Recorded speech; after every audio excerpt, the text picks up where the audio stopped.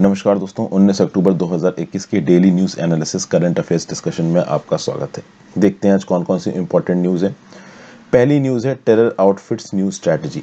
Actually में हुआ ये कि सितंबर लास्ट वीक में नेशनल इन्वेस्टिगेशन एजेंसी ने एक वेब ब्लॉग पोस्ट लिखा और इस वेब ब्लॉग पोस्ट में नेशनल इन्वेस्टिगेशन एजेंसी ने बोला कि भाई ये जो भारत सरकार ने जे.एंड.के का स्पेशल स्टेटस को एबॉलिश किया अगस्त 2019 में, 2 यूनियन टेरिटरीज यहाँ पे बना दी, तो इसके बाद और भी बहुत सी चीज़ें हुई हैं, जैसे अलग अलग कैटेगरी के लोगों को डोमिसाइल स्टेटस दिया है, उनको जॉब्स और अदर बेनिफिट्स के लिए एलिजिबल किया है, इंडस्ट्रियल डेवलपमेंट को बढ़ाने की कोशिश की है। तो इसके चलते हो सकता है कि ये जो टेरर आउटफिट्स हैं वो कुछ ऐसी स्ट्रैटेजीज लेके आए जिससे वो सरकार को रोकें। किस चीज़ से रोकें कि भाई बाहर को, नॉन लोकल्स को नौकरी ना मिल पाए कश्मीर के अंदर, नॉन लोकल्स कश्मीर के अंदर लैंड वगैरह ना ले पाए। ठीक है, तो जब ये वेब ब्लॉग पोस्ट लिखा नेशनल इन्वेस्टिगेशन एजेंसी ने, तो शायद ऐसा कहा जा रहा है कि इसी वेब ब्लॉग पोस्ट से कुछ लोगों ने आइडियाज उठा लिए और यहाँ पे सिविलियंस को मारना शुरू कर दिया। ये जो वेब ब्लॉग कंटेंट था नेशनल इन्वेस्टिगेशन एजेंसी का, ये टेररिस्टों के बीच में सर्कुलेट हो गया। टेररिस्ट यहाँ पे और नाराज हो गए और उन्होंने 11 सिविलियंस को यहाँ पे मार दिया। अभी के लिए ministry of electronics and information technology ने इस वेब ब्लॉग पोस्ट को बैन कर दिया है, ठीक है ना, हटा दिया है सर्वर से। ओके, अभी संडे की ही खबर है कि कुछ टेररिस्ट एक रेंटेड अकोमोडेशन में घुसे और कुलगांव में काम करने वाले 2 माइग्रेंट वर्कर्स को उन्होंने गोली मार दी। एक और वर्कर यहाँ पे इंजर हो गया। तो ये जो अटैक्स हैं वो लगातार चालू हैं। ऐसा नहीं है कि हमारी एजेंसी शांत बैठी है। 13 टेररिस्ट को भी काउंटर टेरर ऑपरेशंस में उड़ा दिया गया है। ओके, एनआईए ने 9 पर्सन्स को अरेस्ट भी किया है, ये बोल के कि भाई ये अलग अलग बैंड आउटफिट्स के साथ एसोसिएटेड है। ओके, तो ये जो ब्लॉग पोस्ट था जो कि एनआईए ने लिखा था, इसने कहीं ना कहीं इन टेररिस्टों को ये सीख दे दी, ऐसा बताया जा रहा है कि वो नॉन लोकल एम्प्लॉयज़ को टारगेट करें और उन लोगों को टारगेट करें जो कि कश्मीर के नहीं है बट उनको डोमिसाइल सर्टिफिकेट मिला है, या उन लोगों को टारगेट करें जो कि कश्मीर के नहीं है बट लोकल्स के साथ मिलकर ज़मीन खरीद रहे हैं और यहाँ पे किसी प्रकार का बिजनेस खोलने की कोशिश कर रहे हैं in accordance with J&K development act. तो किसी भी प्रकार से बाहर का आदमी लोकल्स के साथ कोलैबोरेट ना कर पाए, इसलिए ये एक्टिविटीज़ यहाँ पे शुरू हो गई हैं। अच्छा, यहाँ पे ये भी बोला जा रहा है कि कुछ और भी इसके टारगेट्स हैं, जैसे officers of national investigation agency, police, या फिर जो भी एनआईए या पुलिस की मदद कर रहा है उसको भी यहाँ पे टारगेट किया जा रहा है। आईपीएस और आईएएस ऑफिसर्स जो कि पहले आके यूनियन टेरिटरी ऑफ कश्मीर में काम कर चुके हैं, उनको भी यहाँ पे टारगेट किया जा रहा है। वो स्टूडेंट्स जो कि कश्मीर के नहीं है बट कश्मीर के एजुकेशनल इंस्टीट्यूशंस में पढ़ रहे हैं, उनको भी यहाँ पे टारगेट किया जा रहा है। तो ये सब बातें यहाँ पे बताई जा रही हैं। गवर्नमेंट इनिशिएटिव्स के अकॉर्डिंगली जुलाई से अब तक 41 लाख डोमिसाइल सर्टिफिकेट सरकार अभी रिलीज कर चुकी है, जिसमें 56,000 वेस्ट पाकिस्तानी रिफ्यूजीज को है, 2800 वाल्मीकीज हैं, 800 गोरखास हैं। ओके, बहुत मेजर स्केल पे इंडस्ट्रीज और कॉमर्स डिपार्टमेंट को भी लैंड ट्रांसफर किया गया कश्मीर के अंदर, ताकि उसके ऊपर कुछ बिजनेस वगैरह की एक्टिविटी शुरू की जा सके। General studies paper 3 challenges to internal security और टेररिज्म में ये न्यूज़ आपको काम आएगी। अपने मेंबर्स का स्वागत कर लेते हैं, देखते हैं वो किसने किसने ज्वाइन किया। तो रुचि मिश्रा ने हमको ज्वाइन किया, अंकित मीना ने हमको ज्वाइन किया, आकाश शर्मा ने हमको ज्वाइन किया, शबाब आलम ने हमको ज्वाइन किया, सैयद इरफान अली ने हमको ज्वाइन किया, पंखुरी बिंदल ने हमको ज्वाइन किया। पंखुरी बिंदल का ये 2nd month as a member, welcome back Pankhuri, thank you so much for joining. Rishabh Chandra ने हमको ज्वाइन किया, ऋषभ चंद्रा का ये 2nd month as a member, welcome back Rishabh Chandra, thank you so much for joining. Ayushi Ramola ने हमको ज्वाइन किया, आयुषी रमोला का ये 4th month as a member, welcome back Ayushi, thank you so much for joining again. जो लंबे ड्यूरेशन के लिए ज्वाइन कर रहे हैं, they are specifically very helpful. और खुशबू नवानी ने हमको ज्वाइन किया। तो Khushbu Navani, Ayushi Ramola 4 months as a member, Rishabh Chandra 2nd month as a member, Pankhuri Bindal 2nd month as a member, Syed Irfan Ali, Shabab Alam, Akash Sharma, Ankit Meena, Ruchi Mishra. I welcome you all guys and girls to my channel as a member. Thank you so much for your consistent support. आपके support से काफ़ी मदद मिलती है। चलिए अगली news पे चलते हैं। नेक्स्ट न्यूज़ है प्रधानमंत्री फसल बीमा योजना वर्किंग ग्रुप टू सेटअप। यहाँ पे क्या बताया जा रहा है, तो भाई केंद्र की सरकार ने एक वर्किंग ग्रुप सेटअप किया है with the aim of rolling out and overhauled Pradhan Mantri Fasal बीमा योजना फ्रॉम खरीफ सीजन 2022। देखिए, बहुत सारे स्टेट्स में प्रधानमंत्री फसल बीमा योजना का ये जो कंसेप्ट है सक्सेसफुल नहीं हो पा रहा है। बहुत सारे स्टेट्स ने तो प्रधानमंत्री फसल बीमा योजना को इम्प्लीमेंट करना ही बंद कर दिया है। अगर देखें तो गुजरात, तेलंगाना, आंध्र प्रदेश, वेस्ट बंगाल, झारखंड, बिहार, इन्होंने प्रधानमंत्री फसल बीमा योजना से एग्जिट कर दिया, यूज ही नहीं कर रहे।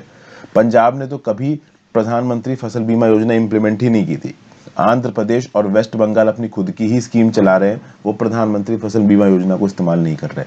आंध्र प्रदेश और वेस्ट बंगाल के अंदर जो भी क्रॉप इंश्योरेंस स्कीम चलती है, वहां पे किसी भी प्रकार का कोई प्रीमियम किसानों को नहीं देना है, सारा का सारा प्रीमियम राज्य की सरकार अपने ऊपर लेती है। अब देखते हैं, ओवरऑल एक नया ग्रुप बनाया गया है, ठीक है ना। इस नए ग्रुप में सेंटर के भी रिप्रेजेंटेटिव्स होंगे, टॉप एग्जीक्यूटिव होंगे पब्लिक सेक्टर इंश्योरेंस कंपनीज के, और कुछ की प्रोड्यूसिंग स्टेट्स के भी रिप्रेजेंटेटिव होंगे। और ये वर्किंग ग्रुप क्या करेगा? This working group will suggest sustainable financial and operational models. Basically ये जो प्रधानमंत्री फसल बीमा योजना बहुत सारे स्टेट्स में सही तरीके से काम नहीं कर पा रहा है, इसको सही तरीके से काम कराने की कोशिश है यहाँ पे। ओके, तो ये वर्किंग ग्रुप क्या करेगा? It will address the demand of alternative model in order to achieve sustainable capacity of insurers as well as achieve rationalized premium pricing in order to cut subsidy burden on the government। मतलब आगे आने वाले समय में प्रधानमंत्री फसल बीमा योजना commercial basis पे काम कर पाए, जिसमें कि एक लॉजिकल प्रीमियम किसानों से लिया जाए, कितना खर्चा राज्य की सरकार देगी, कितना खर्चा एक प्राइवेट कंपनी देगी, कितना खर्चा केंद्र की सरकार देगी, इसके ऊपर एक प्रॉपर फॉर्मूला होना चाहिए। क्योंकि प्रीमियम मार्केट में अब काफ़ी प्रॉब्लम्स हो रही। देखिए ऐसा होता है कि बहुत सारे ऐसे इलाके होते हैं जहाँ पे ज़्यादातर किस जो फसलें होती हैं वो ख़राब हो जाती हैं, और कोई प्राइवेट इंश्योरेंस कंपनी अगर वहाँ पे इन्वॉल्व हो रही है तो जितना उसको प्रीमियम मिल रहा है उतने में उसका प्रॉफिट नहीं निकल पाता, इनफैक्ट उस प्राइवेट लिमिटेड कंपनी को नुकसान हो जाता है। जैसे कई बार देखा गया कि जो सौराष्ट्र के आसपास का रीजन है और महाराष्ट्र में बहुत से ऐसे इलाके हैं, वहाँ पे जो भी फसल उगाई जाती है वो ज़्यादातर तबाही हो जाती है। तो अगर प्रीमियम दे भी रखा है किसानों ने और थोड़ा बहुत राज्य की सरकार, केंद्र की सरकार भी दे रही है, तो भी अगर कोई प्राइवेट इंश्योरेंस कंपनी है वो नुकसान में जाएगी। इसके लिए कोई भी कंपनी बिड ही नहीं करती है ऐसे ड्रॉट प्रोन रीजन्स के लिए। तो ऐसी जगहों पे इंश्योरेंस की अंडरराइटिंग कैपेसिटी कितनी होनी चाहिए, टेंडरिंग किस प्रकार से होगी, इस सब चीजों को लेके यहाँ पे ओवरऑल कुछ नए स्टेप्स लाने के लिए ये वर्किंग ग्रुप सेटअप किया गया प्रधानमंत्री फसल बीमा योजना। अभी के लिए प्रधानमंत्री फसल बीमा योजना के अंदर जो फार्मर्स हैं उनको सम इंश्योर्ड का 1.5% प्रीमियम देना है, और ये किसके लिए? राबी क्रॉप्स के लिए।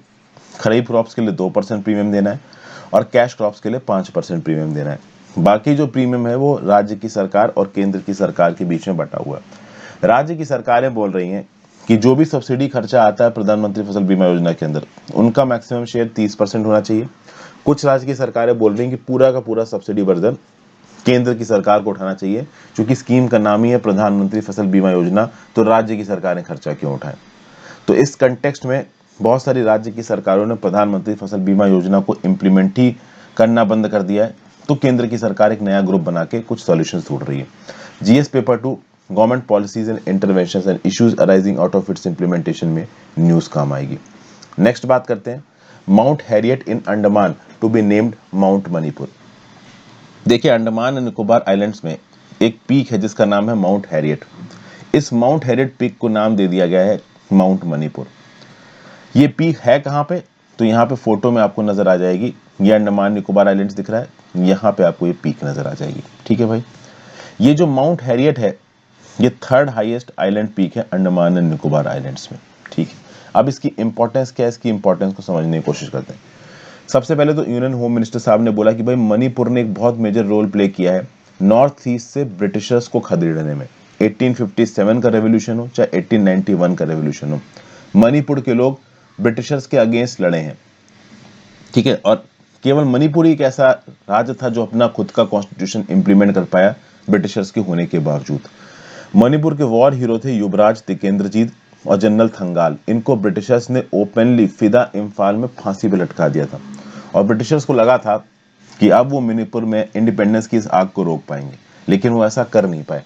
और उसके बाद आप देखोगे तो मणिपुर के जो महाराजा थे कुलचंद्र ध्वजा सिंह और जो और 22 फ्रीडम फाइटर्स थे, इनको काला पानी भेजा गया था और माउंट हैरियट पे रखा गया था। काला पानी उस समय पर अंडमान निकोबार आइलैंड्स को बोलते थे, और इनको माउंट हैरियट पे रखा गया था। तो चूंकि इनको माउंट हैरियट पे रखा गया था, तो अब मणिपुर के ही फ्रीडम फाइटर्स की याद में हम इस माउंट हैरियट का नाम माउंट मणिपुर कर रहे हैं, और अब ये माउंट हैरियट क्या कहलाएगा, माउंट मणिपुर कहलाएगा। ठीक है भाई।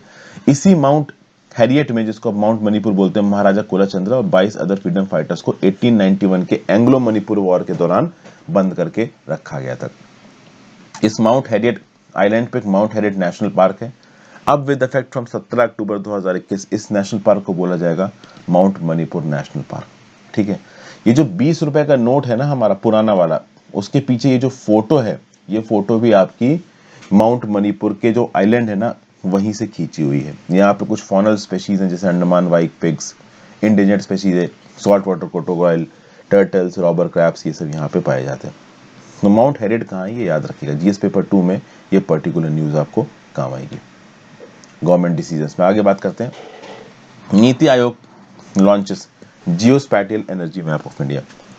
तो geospatial energy map of India launch किया गया है डॉक्टर राजीव कुमार के द्वारा, जो कि वाइस चेयरमैन है नीति आयोग के, वीके सारस्वत के द्वारा, जो कि मेंबर है नीति आयोग, श्री अमिताभ कांत जो कि सीईओ है नीति आयोग के। 18 अक्टूबर को लॉन्च किया गया, और इस लॉन्च इवेंट के दौरान के सिवन जो कि चेयरमैन है इसरो के, वो भी यहाँ पे थे। देखिए इसरो का तो इस प्रकार के इवेंट्स में होना जरूरी है, क्योंकि जियोस्पैटियल एनर्जी मैप आप इसरो की मदद के बिना तो वैसे भी रिलीज नहीं कर सकते। तो इसरो और नीति आयोग के कोलैबोरेशन के साथ ही ये geographical information system energy map को यहाँ पे लॉन्च किया गया, और इसमें एनर्जी मिनिस्ट्रीज ने भी रोल प्ले किया। अब है क्या ये GIS एनर्जी मैप? तो this map provides a holistic picture of all energy resources of the country. जहां जहां पे भी एनर्जी इंस्टॉलेशन है हमारे देश के अंदर, चाहे वो कन्वेंशनल पावर प्लांट्स हो, ऑयल और गैस वेल्स हो, पेट्रोलियम रिफाइनरीज हो, कोल्ड फील्ड्स हो, कोल्ड ब्लॉक्स हो, डिस्ट्रिक्ट वाइज रेन्यूएबल एनर्जी के पावर प्लांट्स हो, रेन्यूएबल एनर्जी का कोई भी सोर्स 27 थेमेटिक लेयर्स के हिसाब से जिसको डिसाइड किया गया है, उसको आइडेंटिफाई करता है ये मैप। सारे प्राइमरी और सेकेंडरी सोर्सेज ऑफ एनर्जी को आइडेंटिफाई करता है ये मैप। तो इंडिया में कहाँ कहाँ पे कितना एनर्जी का कंसेंट्रेशन है, उसको यहाँ पे सेंट्रलाइज तरीके से उसका डाटाबेस बनाने के लिए ये एक यूनिक एफर्ट है। ठीक है। इसमें वेब GIS टेक्नोलॉजी और ओपन सोर्स सॉफ्टवेयर का प्रयोग करके ये जियोस्पैटियल एनर्जी मैप ऑफ इंडिया बनाया गया। It will be useful in planning and making investment decisions, disaster management में भी ये मदद करेगा, real time and integrated planning of energy sector में भी ये पर्टिकुलर मैप आपका मदद करेगा। तो हमारे देश में एनर्जी कहाँ कहाँ पे है, उसके हिसाब से आप जो बिजनेसेस हैं वो इंडिया में अपनी दुकान सेटअप कर सकते हैं। क्योंकि देखिए इंडस्ट्रीज के लिए सबसे इंपॉर्टेंट चीज़ क्या होती है, लैंड के बाद वो होती है एनर्जी। उस एनर्जी से ही अभी कोई भी प्रोडक्ट बना रहा है तो उसके लिए एनर्जी चाहिए, तो एनर्जी जहाँ पे ज़्यादा होगी वहीं पे इन्वेस्टमेंट ज़्यादा जाएगी। तो इस पर्टिकुलर मैप पे हर स्टेट अभी ये कोशिश करेगी कि उनके एनर्जी सोर्सेज ज़्यादा हों, और बिजनेसेस को क्या फ़ायदा मिलेगा, उनको पता चल जाएगा कि देश में एनर्जी सोर्स कहाँ कहाँ पे हैं, तो उस हिसाब से वो अपने इन्वेस्टमेंट डिसीजन ले सकते हैं। GS पेपर 2 और GS पेपर 3 में ये न्यूज़ आपको काम आएगी एनर्जी और गवर्नमेंट पॉलिसीज में। तो भाई international day for the eradication of poverty ये मनाया जाता है आपका 17 अक्टूबर को। क्या काम है इस डे का? It is observe to recognise and acknowledge the efforts and struggles faced by people who are pushed to live in poverty. तो जो लोग पॉवर्टी में चले गए हैं उनके स्ट्रगल्स को एक्नॉलेज करना, उनकी मदद करना, उनके कंसर्न्स को दुनिया तक लेके जाना। कोरोना के पैंडेमिक के बाद ऐसा बोला जा रहा है, एक वर्ल्ड बैंक रिपोर्ट के आधार पर यूनाइटेड नेशंस बोल रहा है कि 88 टू 115 मिलियन पीपल पॉवर्टी की तरफ और पुश हो गए हैं। ज्यादातर ये जो लोग हैं वो या तो साउथ एशिया से हैं या सब सहारन रीजन से। इनफैक्ट ये जो नंबर है, अगर इसका लेटेस्ट अपडेटेड फिगर देखेंगे तो 88 टू 115 मिलियन के बजाय ऐसा बताया जा रहा है कि 143 टू 163 मिलियन में पहुंच चुका है। और ये सब कुछ कोरोना के पैंडेमिक के दौरान हुआ है। मतलब कोरोना के पैंडेमिक में 14 से लगभग 16 करोड़ लोग और गरीबी में पहुंच चुके हैं। इससे पहले ऑलरेडी 130 करोड़ लोग गरीबी में रह रहे थे। इसके अलावा 14 से 16 करोड़ और गरीब हो चुके हैं कोरोना के पैंडेमिक के दौरान। तो ये पर्टिकुलर इंफॉर्मेशन है। अब ये पर्टिकुलर इंफॉर्मेशन एक्चुअली में 17 अक्टूबर के कंटेक्स्ट में बोली जा रही है। 17 अक्टूबर को होता है international day for eradication of poverty. इस डे को मनाया जा रहा है अक्टूबर 17 1992 से। 1948 में आया था universal declaration on human rights. ठीक है भाई, ओके। इस universal declaration of human rights के अगेंस्ट 17 अक्टूबर 1987 को एक मीटिंग हुई, जब बहुत सारे लोग ट्रोकाडोरो नाम की जो जगह थी पेरिस में, वहां पे मिले और ओवरऑल इस गरीबी की वजह से जो वायलेंस होता है, जो हंगर होता है, उसके लिए बैठ के बातचीत करी।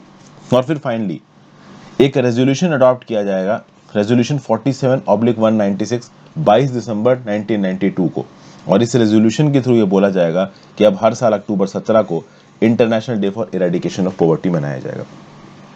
तो भाई ये रेजोल्यूशन 47/196 जरूर याद रखिएगा। यूनाइटेड नेशंस जनरल असेंबली ने ये रेजोल्यूशन अडॉप्ट किया है, ह्यूमन राइट से रिलेटेड है, और इस कंटेक्स्ट में international day for eradication of poverty ये कब मनाया जाता है? 17 अक्टूबर को मनाया जाता है विद इफेक्ट फ्रॉम 1992। तो पॉवर्टी ह्यूमन राइट से रिलेटेड है आपका रेजोल्यूशन 47/196। ठीक है, आगे चलते हैं। ये पर्टिकुलर इंफॉर्मेशन के साथ साथ कुछ और यहाँ पे पॉवर्टी के फैक्ट्स और फिगर्स दे रखे हैं, जैसे कि कोविड-19 पैंडेमिक के चलते 2019 के कंपैरिजन में जो पॉवर्टी 2020 में थी वो 8.1% बढ़ चुकी है। लगभग 50% पुअर साउथ एशिया से आते हैं, 33% से ज़्यादा पुअर सब सहारन अफ्रीका से आते हैं। तो ये कुछ एडिशनल इंफॉर्मेशन यहाँ पे दे रखी है। मिडिल ईस्ट और नॉर्थ अफ्रीका में एक्सट्रीम पॉवर्टी के रेट्स दुगने हो चुके हैं 2015 से 2018 में। 2015 में 3.8% थे, अब वो 7.2% पहुंच चुके हैं। और इसके लिए रिस्पॉन्सिबल कौन है? तो बहुत तक corona virus responsible. GS paper 2 issues of poverty and hunger में न्यूज़ आपको काम आएगी। फिर रिसेंटली आपने सुना ही होगा, हमारे जयशंकर साहब इसराइल गए थे और वहाँ पे फ्री ट्रेड निगोशिएशंस के ऊपर बातचीतें हुई हैं। तो इंडिया और इसराइल फ्री ट्रेड निगोशिएशंस को रिज्यूम कर रहे हैं। ये हमारे फॉरेन मिनिस्टर ऑनरेबल जयशंकर साहब ने अनाउंस किया। उन्होंने ये भी बोला, देखिए जुलाई 2017 में जब मोदी जी इसराइल गए थे तब जो बायलेटरल रिलेशंस है इंडिया और इसराइल के, ये कन्वर्ट कर दिए गए थे स्ट्रेटेजिक पार्टनरशिप में। अब स्ट्रेटेजिक पार्टनरशिप में कन्वर्ट करने के बाद आपको उस पार्टनरशिप को ग्राउंड लेवल पे इंप्लीमेंट भी करना है। तो इसीलिए इनोवेशन में, रिसर्च में, मेक इन इंडिया में लगातार इंडिया और इसराइल एक दूसरे के साथ कोऑर्डिनेट कर रहे हैं। और इस कंटेक्स्ट में फ्री ट्रेड नेगोशिएशंस को बढ़ाया जा सके, इसलिए खुद जयशंकर साहब यहाँ पे इसराइल गए। फिर यहाँ पे इंडिया इसराइल के बीच में ये भी बातचीत हुई है कि ये जो conference of party 26 United Nations conference on climate change 31 अक्टूबर से 12 नवंबर में जो होगा, उसमें इंडिया के स्टैंड को इसराइल कहीं ना कहीं सपोर्ट करेगा। इसराइल ने इंडिया और France led International Solar Alliance को भी यहाँ पे ज्वाइन किया है। इसराइल के जो एनर्जी मिनिस्टर हैं कैरिन एल्हारार, उन्होंने बोला है कि चूंकि इसराइल अब इंटरनेशनल सोलर अलायंस का मेंबर है, तो हम भी जो ग्लोबल फाइट है क्लाइमेट चेंज के अगेंस्ट, उसमें अपना कंट्रीब्यूशन देंगे।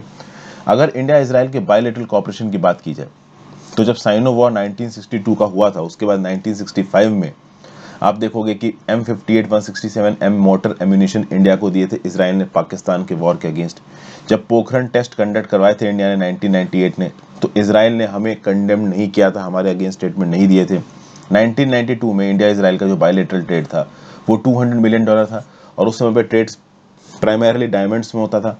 अब bilateral merchandise trade India Israel के बीच में 5.65 बिलियन डॉलर्स हो गया है, जिसमें बैलेंस ऑफ ट्रेड इंडिया के फेवर में, मतलब इंडिया ज़्यादा एक्सपोर्ट करता है इसराइल से कम इंपोर्ट करता है। अभी भी बायलैटरल ट्रेड का लगभग 40% बनाता है आपका डायमंड। इजरायली कंपनीज ने इंडिया के अंदर एनर्जी में, रेन्यूएबल एनर्जी में, टेलीकॉम में, रियल एस्टेट में, वाटर टेक्नोलॉजीज में इन्वेस्ट करके रखा गया है। बहुत सारे रिसर्च एंड डेवलपमेंट की यूनिट्स इसराइल ने इंडिया के अंदर बना रखी हैं। और इंडिया और इसराइल के बीच में जो आर्म्स डील है वो भी बहुत है।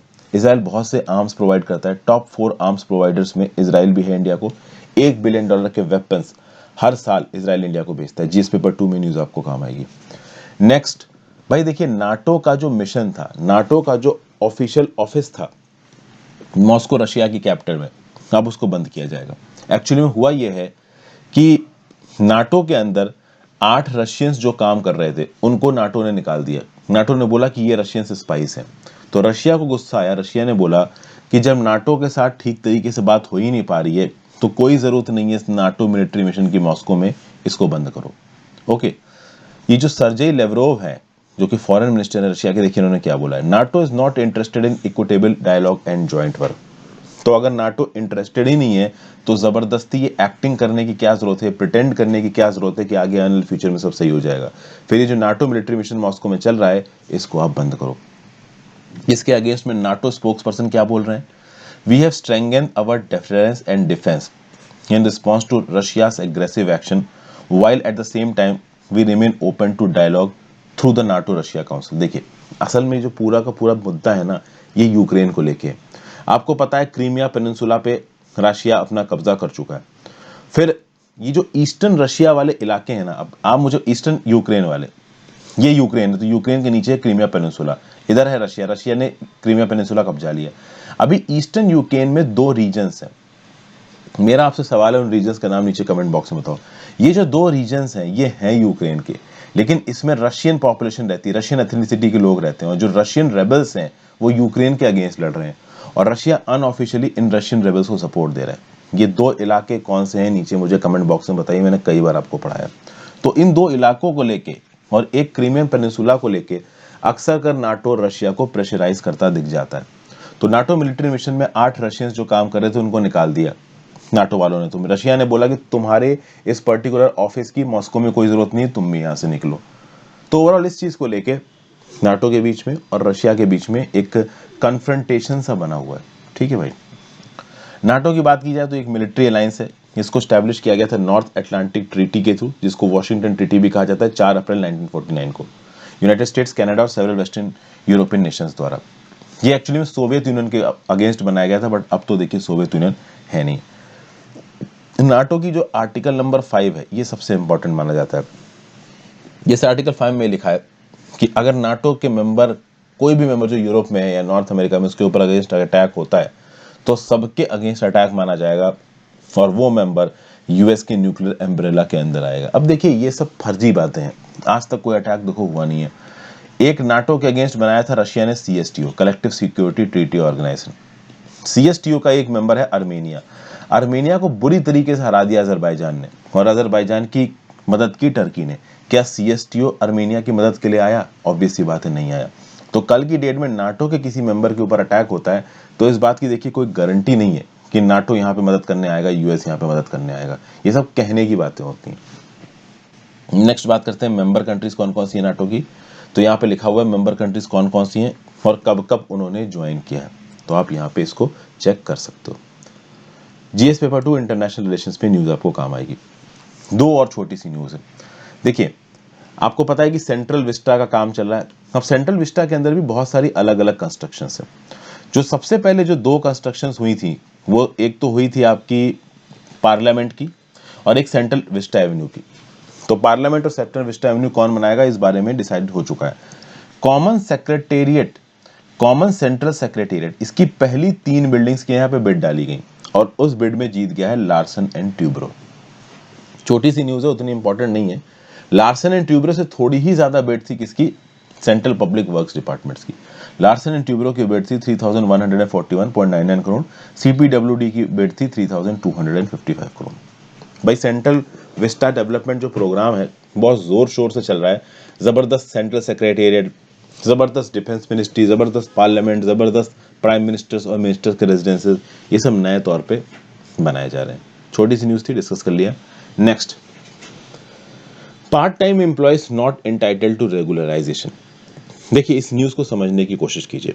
एक्चुअली में हुआ यह है कि आपका चंडीगढ़ के एक पोस्ट ऑफिस में कुछ पार्ट टाइम स्वीपर्स को हायर किया गया जो साफ सफाई वगैरह का काम करते हैं। अब ये स्वीपर्स पार्ट टाइम कैटेगरी में, पार्ट टाइम पोजीशन में डिप्लॉय किए गए थे, लेकिन बाद में इन स्वीपर्स ने बोला कि भाई हमें फुल टाइम पोस्ट में आप रखो। Okay, Punjab and Haryana high court के पास चले गए ये स्वीपर्स, और Punjab and Haryana high court ने इन स्वीपर्स के फेवर में डिसीजन दिया कि नहीं भाई, सरकार को इन स्वीपर्स को फुल टाइम पोजीशन में रखना चाहिए।